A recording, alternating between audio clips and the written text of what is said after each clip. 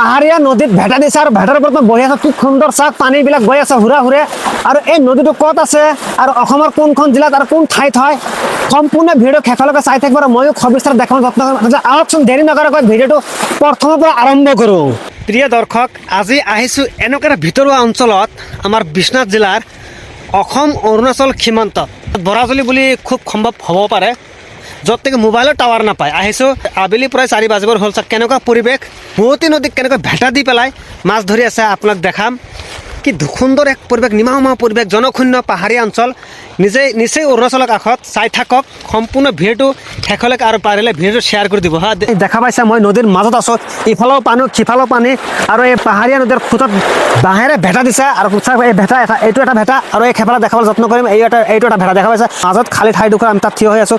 আৰু এই মাছ মৰা সঁজুলিবিধৰ নাম কি আপোনালোকে কমেণ্ট কৰি জনাবচোন, মই হ'লে নাজানো কিন্তু। কি সুন্দৰ ঠাই আৰু চাওক এয়া পাহাৰ নিচেই কাষত, এয়া অৰুণাচল পাহাৰ। যিহেতু পাহাৰীয়া নদী অলপ পানীৰ তলত শিলবিলাক চব দেখা যায় কিন্তু পিছল, ভৰি পিছল খাব পাৰে, সেইকাৰণে নামিছিলোঁ। চাওক এয়া লং পেণ্ট একাটোৰ ওপৰত পানী আছে, মটৰচাইকেলবিলাক পাৰ কৰিব নোৱাৰে, সেইহেতুকে আমি যাব নোৱাৰোঁ পাহাৰত আৰু বেলি বহিবও গ'ল। পাহাৰীয়া পানীৰ শব্দ চাওক, শুনা পাইছে পাহাৰীয়া পানীৰ শব্দ কি সুন্দৰ কুলুকুলকৈ আহি আছে। এনেদৰে মানুহবিলাকে শান্তিৰে জীৱন নিৰ্বাহ কৰি আছে ইয়াত। পাহাৰীয়া নদী অৰ্থাৎ বোৱতী নদীক কেনেকৈ বাঁহেৰে ভেটা দি মাছ মাৰিছে চাওক, ভেটা দিছে, পানী আহি আছে কি ধুনীয়াকৈ চাওক। আৰু এই অসম অৰুণাচল পাহাৰ, সীমান্ত পাহাৰ, কি ধুনীয়া শব্দ। আৰু এই জাল দেখিব, আৰু এয়া জাল, এয়া পাহাৰীয়া নদী অসম অৰুণাচল সীমান্ত হয়। আৰু এয়া হৈছে মাছ মৰা সঁজুলি, কি হয় জনাব কমেণ্ট যোগে, মই যিহেতু নাজানো।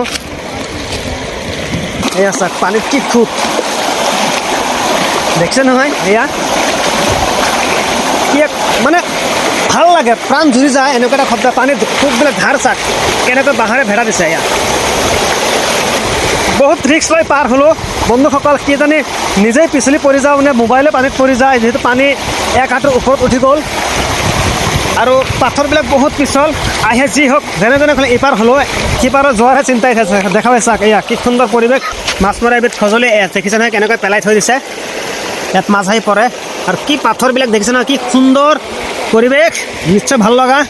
আৰু এই তাত বাইক থৈ দিছোঁ দেখিছে নহয় বন্ধুসকল, দেখা পাইছে লং পেণ্ট আঁঠুৰ ওপৰত উঠোৱা, যিহেতু পাহাৰীয়া নদী, জোতা খুলি থৈ দিছোঁ। আৰু এই ঠাইডোখৰৰ উপস্থাপনৰ ভিডিঅ'টো আপোনালোকৰ মাজলৈ আগবঢ়ালোঁ। যদি ভাল লাগে লাইক এটা কৰি গঠনমূলক কমেণ্ট কৰি যাব বুলি আশা ৰাখিলোঁ। আৰু সম্পূৰ্ণ ভিডিঅ'টো চোৱাৰ বাবে আপোনাক সকলোকে অশেষ ধন্যবাদ। জয় হিন্দ, জয় আই অসম।